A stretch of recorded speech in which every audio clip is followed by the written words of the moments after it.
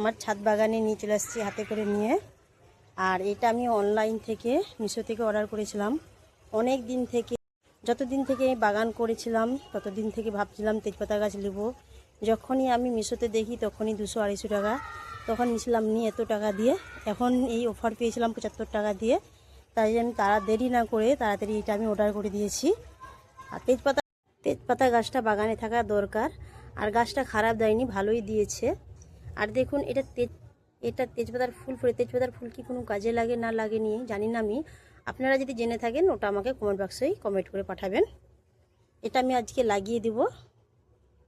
এই পানির মগে দিয়ে দিয়েছি কেন, এই যে মাটিটা, এটা নার্সারির মাটিটা থাকলেও কিন্তু গাছটা ভালো হবে না, গাছটা মারা যাবে।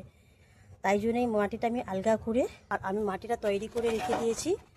আমি সবসময় যেটা মাটি তৈরি করি 60% মাটি ফল গাছের জন্যে, আর হচ্ছে 40% গোবর সার, আর হচ্ছে এটা হচ্ছে কাঠের গুঁড়ি মিক্স করে আমি মাটি রেখে দিয়েছি। এবার এটা আমি লাগিয়ে দেবো। গাছ মাটি দেওয়ার আগে আপনাদেরকে দেখিয়ে দিয়েছি, এটা আমার বাগানে যত আবর্জনা ছিল এগুলো আমি দিয়ে দিয়েছি।